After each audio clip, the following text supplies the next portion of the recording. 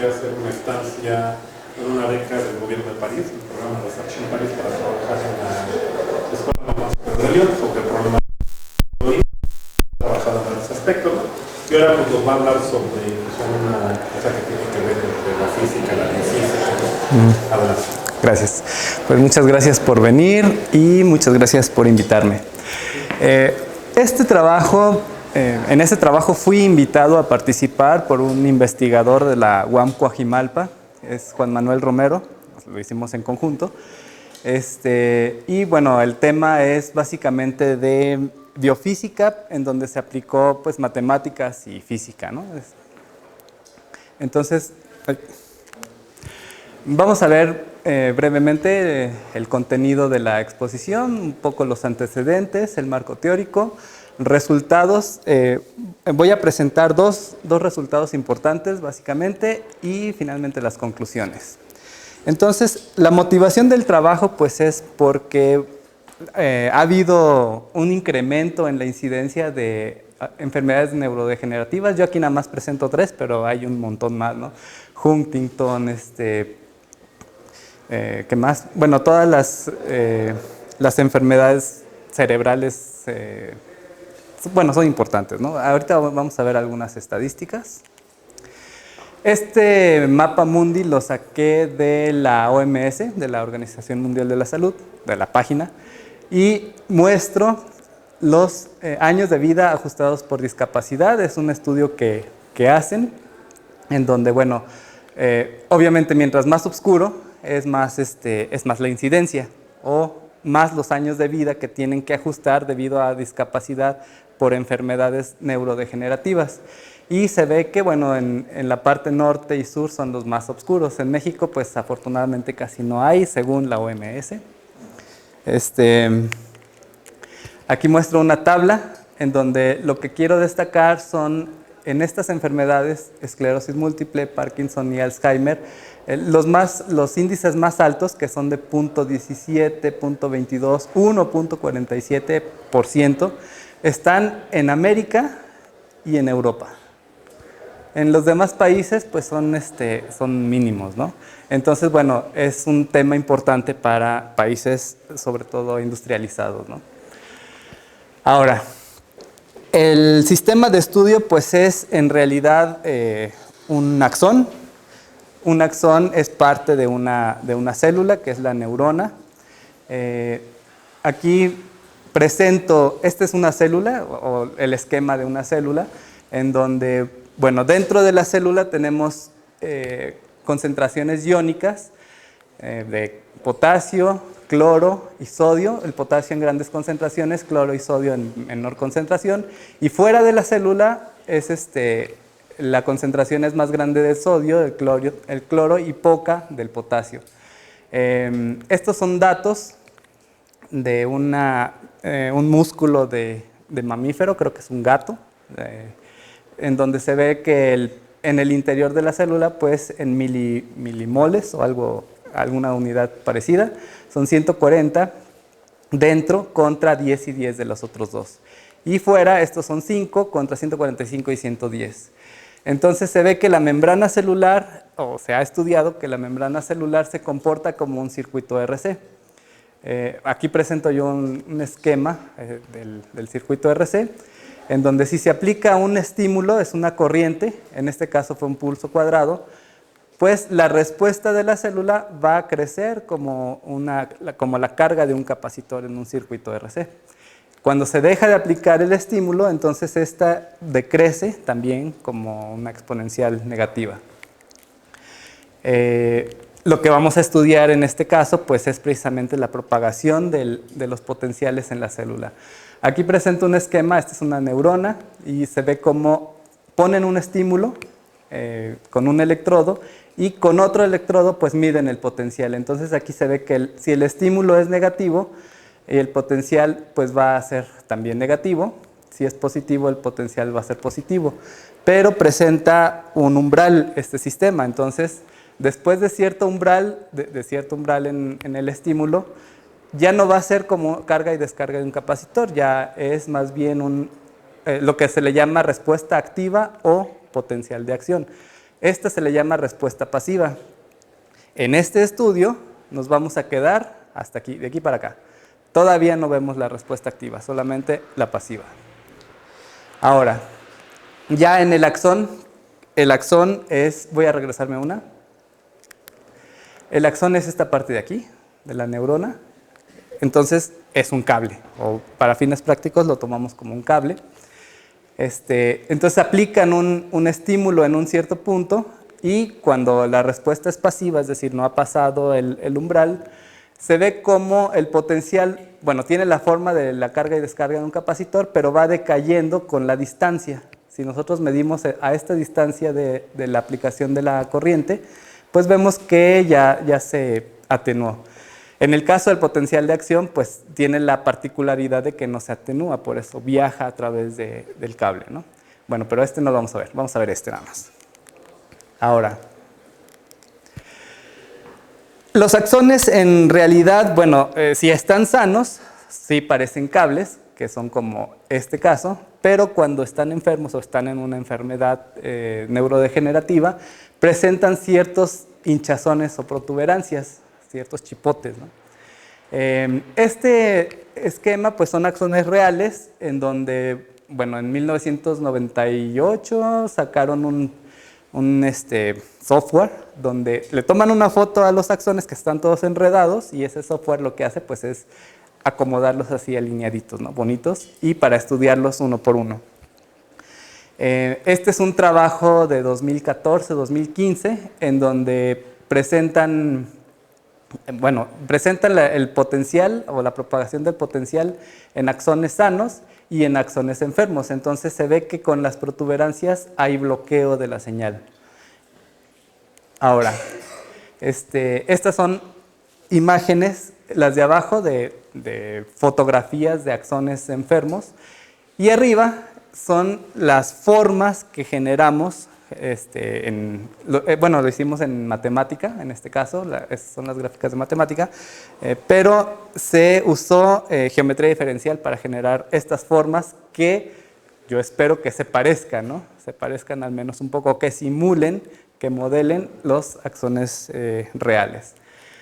Este es de este artículo de Fassier en 2013, este es de Trapp desde 98, estas son otras formas. Aquí, bueno, ya pintamos con respecto al anterior, pintamos de color verde porque pues aquí también los pintan de color verde en las fotografías, ¿no? Solamente para hacer algunas similitudes. Estas son otras, axones y protuberancias que tratamos de modelar.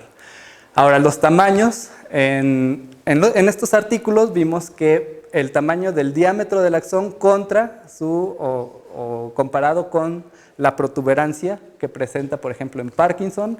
Este es el tamaño, que es 4. Aquí tenemos 60, o sea, muchas veces más del tamaño del diámetro del axón. En demencia por VIH, bueno, es demencia que ocasiona el VIH, ¿no? Es otra enfermedad. Tenemos 6 contra 43. Ahora, para estudiar el cable, pues se hace primero una deducción de la ecuación del cable y se tienen que considerar ciertos supuestos. Esto lo hizo RAL en 1960, o bueno, ahorita creo que está la referencia, no me acuerdo. Pero se considera un cable cilíndrico de radio de 0. El flujo de corriente ocurre solamente en esta dirección, en la dirección X, ya sea para allá o para acá. El potencial depende solamente de esta coordenada, o sea, no depende ni del radio ni del ángulo. Y esto fue comprobado por Weber en 1873, experimentalmente. La resistencia externa, que es esta, pues la consideran como 0 y eso físicamente significa que el espacio extracelular es isopotencial. Y para este caso, pues vale la ley de Ohm. Finalmente, la ecuación del cable es esta. Es una ecuación diferencial parcial en el tiempo y en la coordenada X. Y tiene un término que para el caso que vamos a estudiar es el término pasivo, que está dado como el potencial V entre la resistencia específica de la membrana, que es la Rm. Y para este caso, el caso pasivo, existen soluciones exactas de la ecuación del cable. Si es el caso activo, este término es un término no lineal. Entonces ese es como que para después. Ahora, usando geometría diferencial y el marco de Frenet-Serret, se construye la superficie del cable. Primero vemos que la longitud de una curva S pues está dada de esta forma. Y los vectores del marco Frenet-Serret son el tangencial, el normal y el binormal, que los presento en este esquema. Esta es la curva gamma. Estos son los vectores del marco Frenet-Serret, el tangencial, el normal y el binormal. Y entonces la superficie del cable se va a construir a partir de esta expresión, en donde estas son funciones que van multiplicadas solamente por el vector normal y el vector binormal, que son los que tocan a la superficie, este no toca a la superficie. Y esas F1 y F2 pues están dadas en términos del radio, hasta donde queremos poner la superficie. Ese radio pues depende tanto del ángulo θ como de la longitud de arco de la curva gamma. Bueno, ya después de hacer ciertas manipulaciones algebraicas, se llega a que la expresión de la ecuación del cable modificada con geometría general, ya no para un cilindro recto nada más, está dada de esta forma y depende de del área transversal del cable. También vimos que depende de la torsión, que es esta tau, y de la curvatura, que es esta capa. La torsión es cuando torcemos el cable, y la curvatura pues cuando lo doblamos, ¿no? Ahora, vamos a simplificar un poco las cosas.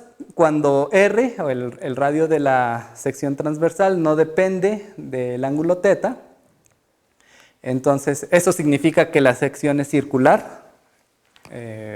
La ecuación se reduce a esta forma, donde G1 está dada por esta expresión y esta G0 está dada por esta expresión. Bueno, esta es la ecuación 8, que es con la que trabajamos. También trabajamos voy a regresarme con la 5, pero después. Entonces yo les voy a informar cuándo, nada más acuérdense de los números, 8 y 5. Ahora, para resolver la ecuación, pues se toman las condiciones de frontera de Neumann, que son la derivada con respecto a la longitud de arco igual a 0, y eso pues físicamente representa la conservación de la carga. Tenemos dos condiciones iniciales. Una, en el caso de que la solución tenga la ecuación tenga soluciones analíticas, y en el caso 2, cuando no tiene solución analítica y usamos métodos numéricos, en el primer caso es una delta de Dirac y en el segundo caso es una gaussiana. Y bueno, aquí están los valores que utilizamos para el segundo caso. Bueno, para el primer caso es cuando R es igual a constante, es decir, es un círculo en todo el cable, un círculo del mismo radio. Y tenemos la solución dada de esta forma.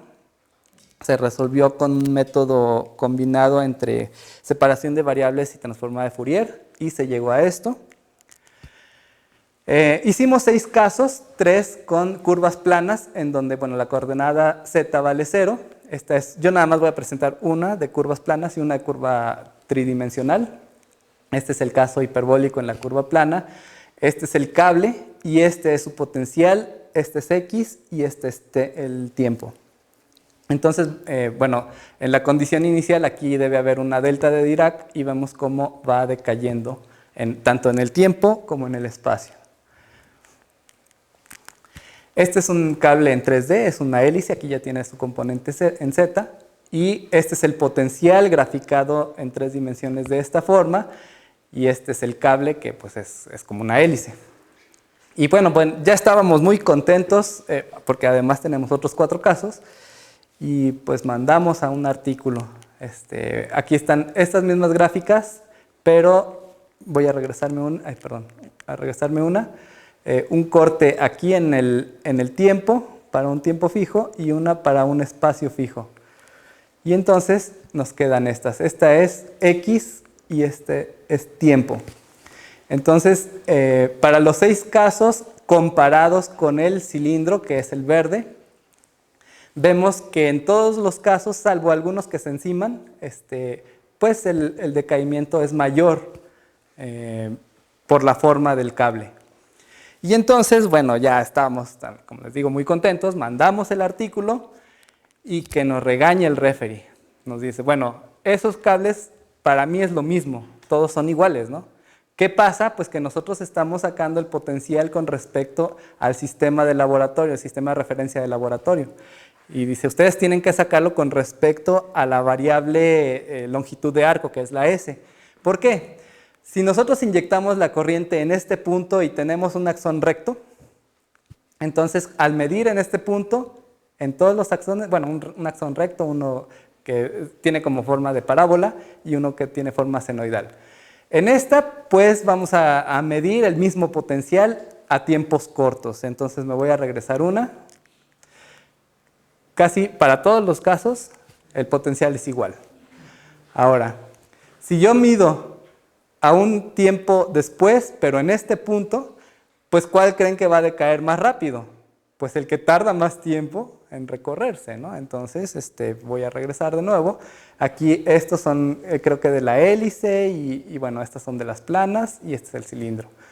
Y se ve cómo va decayendo conforme el tiempo pasa, más rápido en los cables que están doblados o torcidos, que en el cable que está recto, ¿no? Entonces, regreso, igual en este punto, decae más rápido en este caso que en este. Entonces, pues eso a mí no me sirve, ¿no? Suponemos que el referee era un biólogo experimental que mide estas cosas, ¿no?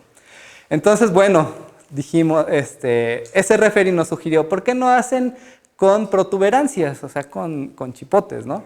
Y nos sugirió 2 formas, que esta no las sugirió las senoidales y las gaussianas.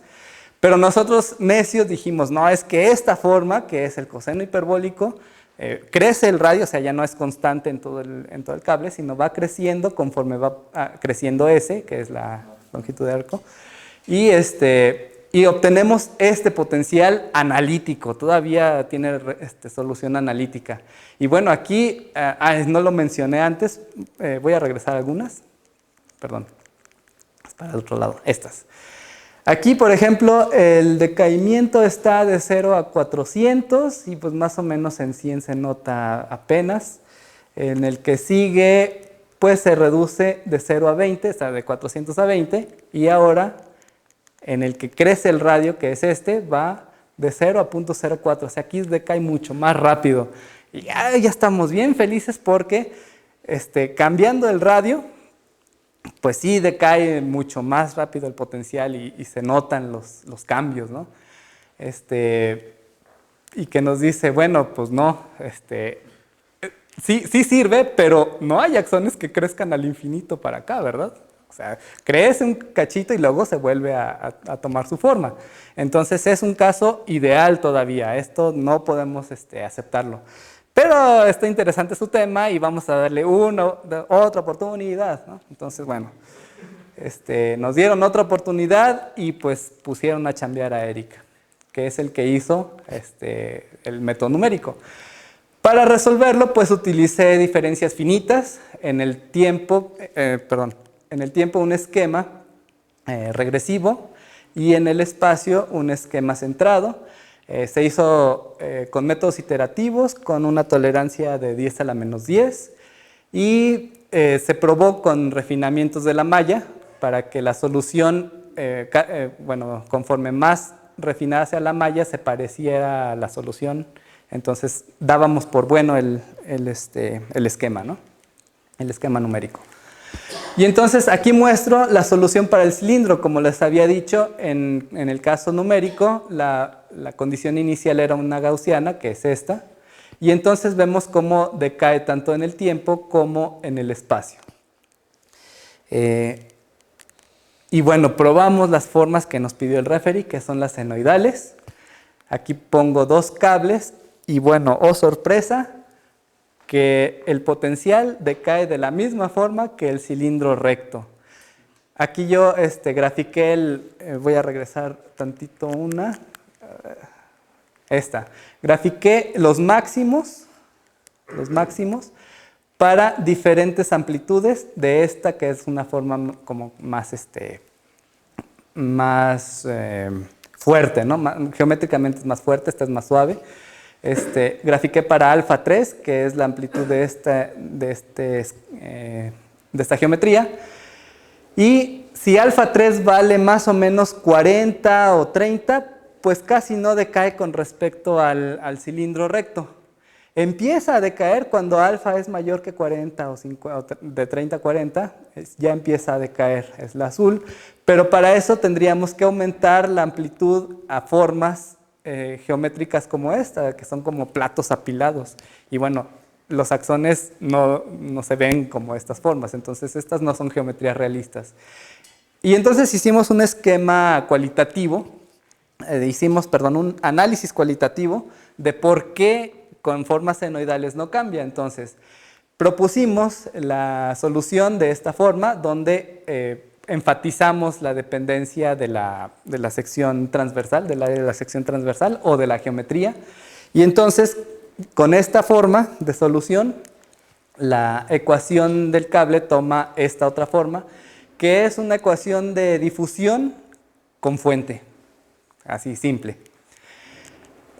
La D, pues es este esquema y se acomodó de tal forma que la Rho fuera todo este chorizo, ¿no? Ahora, si tomamos la solución, voy a regresar la solución de esta ecuación, que es la psi mayúscula, como la parte temporal que decae exponencialmente y una función psi minúscula de S, entonces esta es constante y nos va a quedar una ecuación, por decirlo así, de eigenvalores, o una ecuación tipo Schrödinger, independiente del tiempo, donde U es un potencial efectivo. Entonces vemos que, bueno, reacomodando nuevamente, esta U depende de la derivada con respecto a S de la sección transversal, o de la segunda derivada, en 2 términos, y en este término también, pero vamos a hacer un acercamiento cuando R no depende de teta, que era esta otra forma, no sé si se acuerdan, bueno, si no se acuerdan, allí está. Y vemos que para geometrías realistas se debe satisfacer esta desigualdad, que es el radio por la curvatura debe ser menor que 1. Ahora, si la curvatura es 0, pues sería como para cualquier radio, incluso un radios infinitos. Entonces, cuando la curvatura es 0, está limitada por el radio del axón. Y cuando la curvatura es muy grande, pues se tienen axones como que totalmente doblados, y entonces eso tampoco sería realista. Así que esta cantidad debe ser menor que 1. Eso implica que esta cantidad es una cantidad pequeña comparada con esta. Lo pongo acá. Cuando la derivada del radio es una cantidad grande, entonces esta cantidad se come a esta, y el potencial efectivo no depende ni de la curvatura ni de la torsión, pero sí depende fuertemente de la derivada, que es lo que quiero destacar, de la derivada del radio o de la sección transversal, que depende del radio, con respecto a la longitud de arco. Cuando el cable tiene una sección circular que depende del ángulo, entonces hay que tomar en cuenta la expresión con la torsión y la curvatura. En este caso se puede ver que el potencial efectivo es afectado por las derivadas del radio. Ese es un primer resultado. Y bueno, las inhomogeneidades geométricas pueden afectar al voltaje. Entonces, bueno, dijimos, ahora vamos a poner radios en donde la derivada sí afecte, ¿no? Que es la gaussiana. Y entonces se ve aquí, el primero dice cilindro, que es el que está más arriba, y los demás son esta forma, que es el cilindro, pero con un chipote gaussiano, donde cada una de estas gráficas es alfa 3, que es la amplitud de la gaussiana. Conforme va aumentando la amplitud, no sé si alcanzan a ver, este es 10, 15, 20, 25 y 30. entonces va decayendo el potencial. Este es con respecto a la posición y este es con respecto al tiempo. Vemos como este es el cilindro y decae más rápido conforme la amplitud aumenta. Y voy a poner el del cilindro solo para comparar. Si vemos el piso de las curvas de nivel que están aquí en el piso, pues se van hasta atrás. Aquí incluso hay un chipotito que no ha decaído. En cambio, me regreso una. En la gaussiana, pues ya se nota casi las como parábolas o elipses o no sé qué sean estas, que están en el piso. Ya decayó más. Sigo, este es el cilindro. ¿Qué pasa si en vez de una gaussiana ponemos 4? Nada más 4. Pues se ve cómo afecta bastante, ¿no? Vean cómo el piso aquí ya nada más se queda en los primeros tiempos y después ya todo es 0. Y también, dependiendo de la amplitud de la gaussiana, esto va a decaer cada vez más.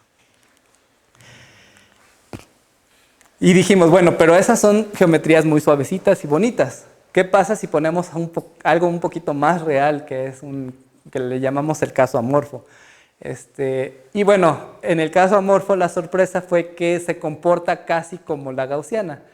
¿Por qué? Pues porque para construir esta forma utilizamos este radio, que es una gaussiana y un coseno. Entonces, otra vez, ¿por qué no cambia con los cosenos y los senos? Pues porque la derivada del coseno o del seno es otro seno u otro coseno, ¿no? Y entonces no cambia mucho. En cambio, en una gaussiana, pues sí cambia. Y por ahí, no sé si está por aquí, Pedro Miramontes también me regañó y dijo, sí, pero este es un amorfo que no es tan real. Los reales pues no son simétricos, ¿no? Entonces hay que poner un chipote que no sea como que simétrico al eje o a la curva. Entonces, bueno, lo hice, construí esta forma y bueno, el condenado Pedro sí tenía razón, ¿no? Voy a regresar una.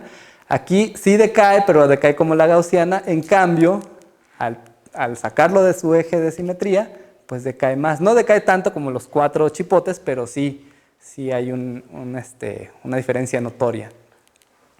Y bueno, aquí les va un ejemplo. Este es para esclerosis múltiple, donde este es el chipote, ¿no? Y ese pues no tiene nada de simétrico con respecto a la curva gamma.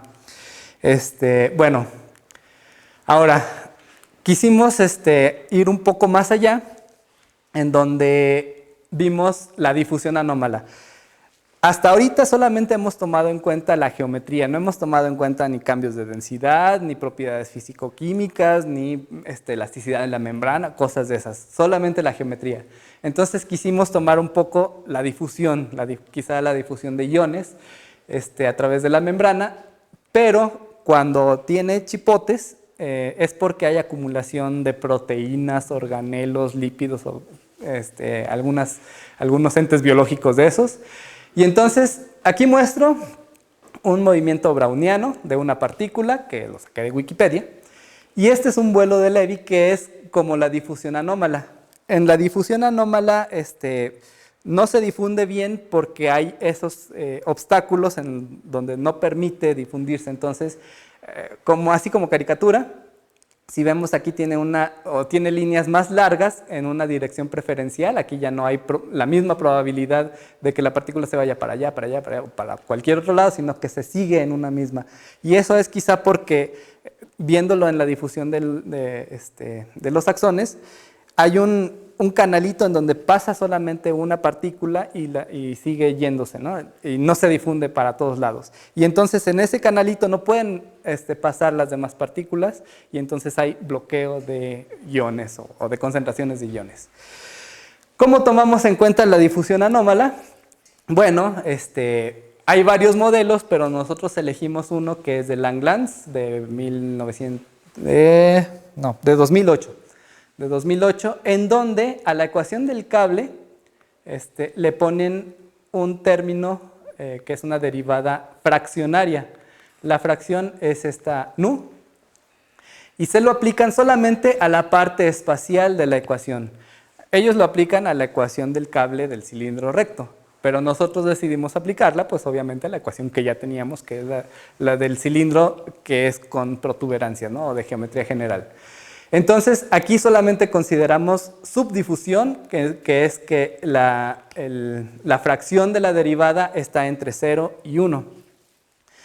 Hay otra que es la superdifusión, que va de 1 a 2, pero esa no la tomamos en cuenta. Entonces, este operador fraccionario es el de Riemann-Liouville. Beta de nu es una constante porque pues, al modificarlo con una derivada que tiene unidades de 1 entre tiempo a esta fracción, entonces tenemos que ponerle algo que lo compense, que compense las unidades. Y ese algo pues, es esta constante beta de nu. Ahora, hicimos un análisis cualitativo también para ver qué repercusiones tenía. Si ponemos la solución, que es el voltaje, la hacemos como separación de variables, proponemos la multiplicación de una función que solamente depende del tiempo y una función que solamente dependa de la longitud de arco. Entonces vamos a tener dos ecuaciones, donde lambda pues, es la constante de separación, esta es la ecuación espacial y esta es la ecuación temporal. Y si tomamos otra vez para la ecuación espacial, destacamos a la geometría, entonces esta ecuación espacial se convierte en una tipo, la que ya vimos, que es la ecuación de Schrödinger, donde el potencial efectivo pues está dado de esta forma. También depende de las derivadas del radio o de la área transversal, pero vemos que lambda pues, no tiene ninguna dependencia ni de la fracción nu, ni del coeficiente que se le agregó, que también depende de nu. Ahora, por otro lado, en la ecuación temporal, ahí sí está la nu y la beta. Y se resuelve la ecuación utilizando el método de la transformada de Laplace. La transformada de Laplace, si sacamos la transformada inversa, entonces obtenemos una solución que está dado con funciones de tipo Mittag-Leffler. Esas funciones las grafico en la que sigue. Para diferentes betas y nus son este tipo de gráficas que son como decaimientos exponenciales. De hecho, si nu vale 1, entonces es la exponencial normal.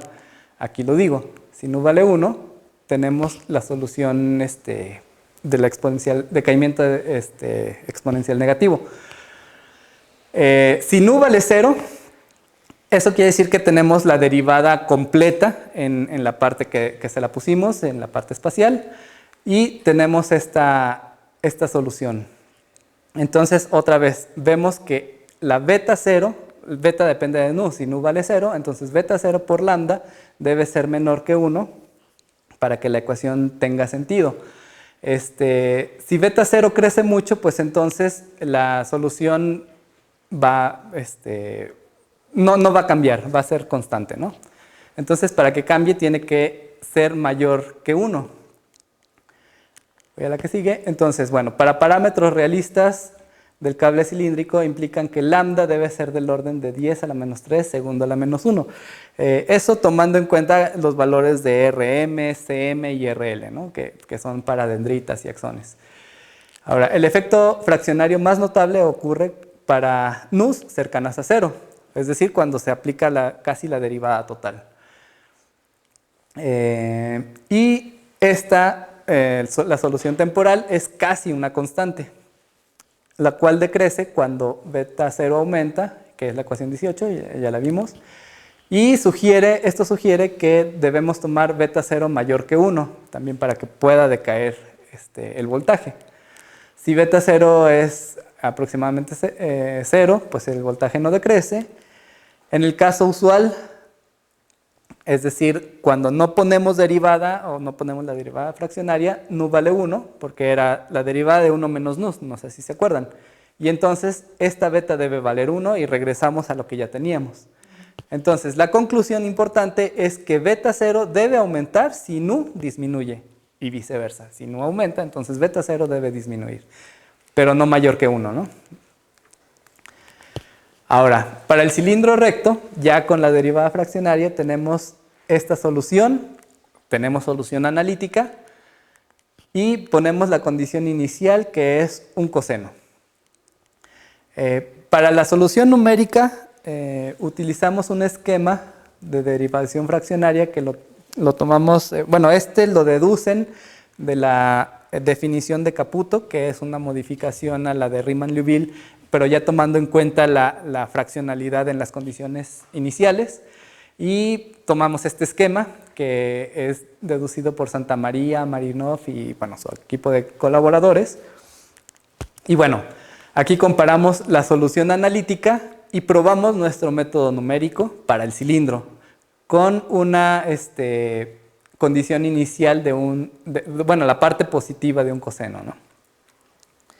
Ahora, para cuando tenemos cable con protuberancias, tomamos la misma condición inicial, que es la gaussiana que ya habíamos visto, y tomamos valores numéricos para nu y beta, que son cuando nu vale 1, beta vale 1, y debemos recuperar lo que ya teníamos. Y vamos variando nu hasta 0, o casi 0, aquí lo dejamos hasta 0.3, y tenemos que aumentar beta. Esta beta puede variar entre 1 y 1000, como habíamos visto, ¿no? Entonces lo dejamos hasta 37. Y estas son las soluciones. Aquí la protuberancia gaussiana, aquí lo que hicimos fue la gaussiana que ya teníamos simplemente se torció. Y como vimos que no depende de la torsión ni de la curvatura, entonces da lo mismo. Este es el potencial tridimensional y aquí vemos cómo decae. Estoy tomando el cilindro, es el punteado, que es este más alto, y comparando con la protuberancia gaussiana, la fracción va desde 1 hasta 0.3. Entonces, es cuando es 1 y 0.3 es la última. Y vemos cómo decae tanto en el tiempo como en el espacio. Si tenemos los 4 chipotes gaussianos, pues entonces decae todavía más.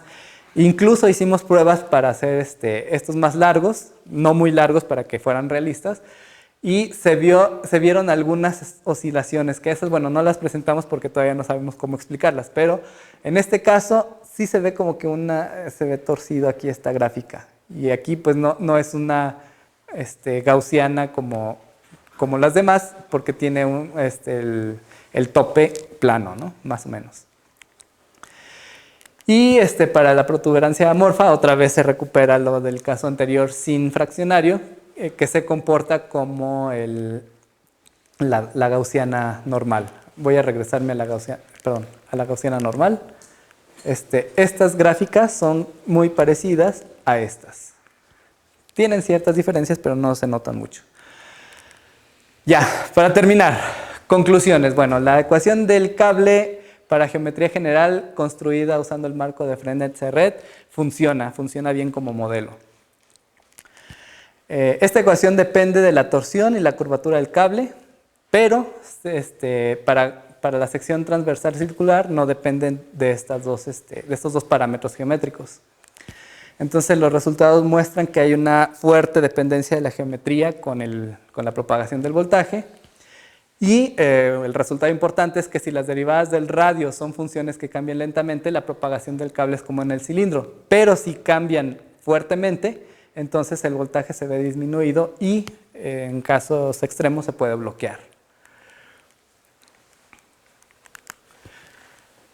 Ahora, para la difusión anómala, pues la ecuación toma una forma fraccionaria, bueno, porque así lo decidimos, es nuestra propuesta. La constante V nu cambia de manera inversa a la fracción y en el caso usual, para nu igual a 1, pues esta también es igual a 1. Los resultados muestran que hay una fuerte dependencia tanto de la geometría con el voltaje como al considerar la difusión anómala. Bueno, estos resultados pueden ayudar a entender mejor el comportamiento y ya. El trabajo presente y futuro. Estos dos resultados pues salieron publicados en PRE este año. El primero salió por ahí de febrero y en el segundo nos ayudó el doctor Huitzilin Yepes, experto en cálculo fraccionario. También salió en PRE este año, salió en septiembre más o menos. Y entonces, como trabajo futuro, pues tenemos que estudiar una relación explícita entre el coeficiente beta nu y la fracción nu. También como trabajo futuro, bueno, en este caso presente porque estamos estudiando dendritas espinales. Aquí son cables que le llaman dendritas espinales porque tienen como incrustadas espinas. que no son como tal espinas, son más bien hongos incrustados porque tienen una parte más prominente que el cuello, que es lo que le llaman, porque es donde se hace la sinapsis. Y entonces, bueno, ahí Juan Manuel está tratando de construir esas geometrías y bueno, a mí me va a tocar otra vez hacer la parte numérica. Esto de las dendritas espinales es muy importante para ciertos grupos de investigación. Uno de ellos es Eric de Schutter, es un alemán que está trabajando en Japón y entonces pues está metido mucho en ese tema. Ahora, otra sugerencia es cambiar los parámetros, o sea, no hacerlos constantes como lo tomamos nosotros, sino variables. Y bueno, una de las motivaciones es que, bueno, la CM, que es la capacitancia de la membrana, pues la estamos tomando como si fuera un capacitor de placas paralelas, pero desde la licenciatura nos enseñan que la capacitancia depende fuertemente de la geometría. Entonces, probablemente al cambiar la forma en un chipote, la membrana también cambie. Eso no lo sabemos, ¿no? Pero podríamos probar cambiando estas que dependan de la S, ¿no? Y le tengo yo un poco de miedo, que es el cable activo. Es cuando ya tenemos que considerar el potencial de acción. Y bueno, pues trabajo, todavía hay un montón de estos, ¿no? Gracias por su atención.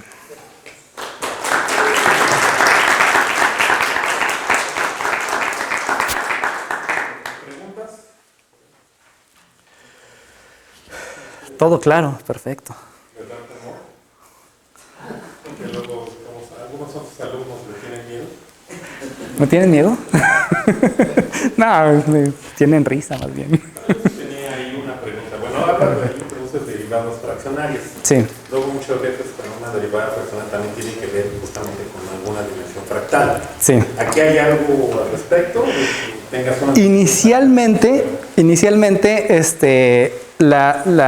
el tema de las dendritas espinales, bueno, no traigo una figura, pero pues son muchas espinas que pueden considerarse como fractales. Entonces, la motivación de usar estas derivadas fraccionarias era precisamente para estudiar eso. Pero nos dimos cuenta con el análisis cualitativo que hicimos que pues realmente no servía para estudiar cosas de fractales, por esa beta nu que debe disminuir cuando la fracción aumenta. Si lo dejamos sin tomar en cuenta el valor de beta nu, o sea, si fuera 1 todo el tiempo, entonces, en principio, modelaría o se esperaría que modele que el potencial aumenta. Y aumenta porque mientras más espinas tenga, pues más propagación del potencial hay. Pero es un supuesto que no hemos todavía probado. O sea, inicialmente sí era precisamente por eso, pero nos dimos cuenta que no, debe ser de otra forma. Tú tenías... ¿Cuánto tiempo tardó en hacer todo el trabajo? ¿Perdón? El tiempo que tardó en hacer todo el trabajo. Bueno, ya tenía tiempo haciéndolo Juan Manuel y cuando me invitó fue por ahí de julio del año pasado. Sí. Bueno, ¿pregunta más? Bueno, si no, volvemos a agradecer al ponente. Gracias.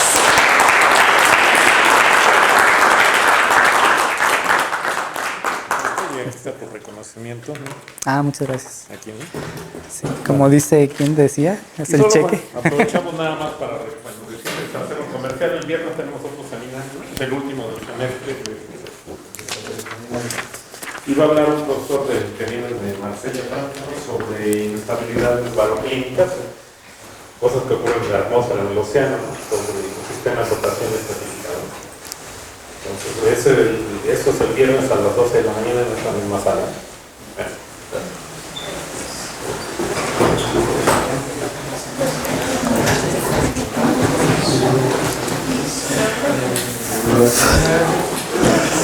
Hola. ¿Y no han caracterizado la geometría de los axones según las enfermedades? No.